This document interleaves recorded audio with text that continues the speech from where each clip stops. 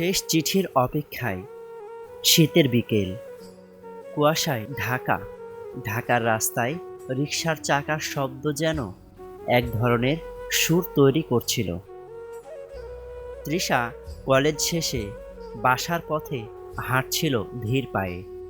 তার হাতে ছিল তার প্রিয় বই। রাস্তার পাশে হঠাৎ এক তরুণ এসে দাঁড়ালো। গায়ে নীল জ্যাকেট, চশমার ফাঁক দিয়ে ভদ্র হাসি। ছেলেটি জিজ্ঞেস করলো, মাফ করবেন, বইটা কি আপনার প্রিয়? তৃষা একটু অবাক হয়ে তাকালো আর বলল, হ্যাঁ, কেন? আমি রাহুল। ছেলেটি তার হাত বাড়িয়ে দিল। এই বইটা আমারও প্রিয়। আমি অনেক দিন ধরে খুঁজছি। কেউ কি আমার মতো এই গল্পের বইটাকে ভালোবাসে? তৃষা হাসল, খুব ছোট্ট কিন্তু মন জুড়িয়ে দেওয়া হাসি। সেদিনের পর তারা বন্ধু হলো। বই, গান, সিনেমা সব কিছুতেই যেন মিল। রাহুল খুব বেশি কথা বলে না, কিন্তু যে কথাগুলো বলে সেগুলোতে একটা অন্যরকম টান থাকে। দিন গড়িয়ে যায়। একদিন বিকেলে বোটানিক্যাল গার্ডেনে তারা বসেছিল। রোদটা নরম, বাতাসে শীতের হালকা ছোঁয়া। রাহুল হঠাৎ তৃষাকে জিজ্ঞেস করলো, তুমি কি কাউকে ভালোবাসো? তৃষা চমকে তাকালো। কেন? কেন জানি মনে হয় কেউ তোমার হাসির পেছনে লুকিয়ে আছে। তৃষা চুপ করে রইল।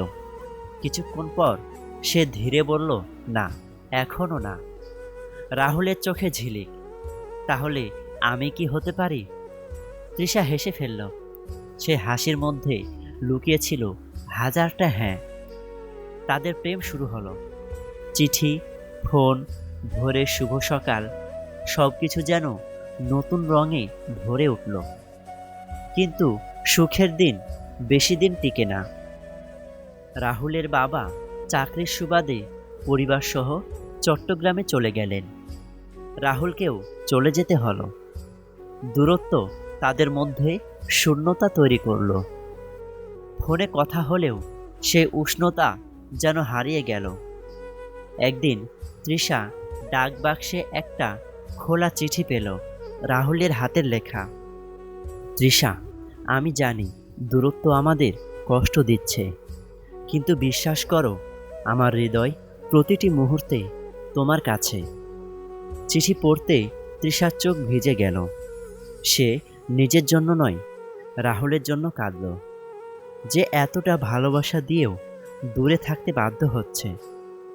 সময় গড়ালো, যোগাযোগ কমতে কমতে প্রায় বন্ধ হয়ে গেল। তৃষা আবার সেই পুরনো রাস্তায় হাঁটতে শুরু করলো, কিন্তু পাশে রাহুল নেই। হঠাৎ একদিন ডাকবাক্সে আবার চিঠি। তৃষার হাত কাঁপছিল খাম খুলতে গিয়ে। চিঠিতে লেখা ছিল, তৃষা, আমি জানি তুমি অপেক্ষা করছো, কিন্তু হয়তো আমাদের গল্পটা এখানেই শেষ।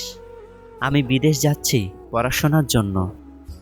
হয়তো ফিরবো, হয়তো ফিরবো না, কিন্তু মনে রেখো, আমি যেখানেই থাকি আমার হৃদয়ে তুমি থাকবে।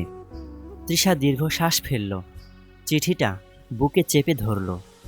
আকাশের দিকে তাকিয়ে শুধু ফিস ফিস করে বলল, রাহুল, আমি অপেক্ষা করব, শেষ চিঠির মতো।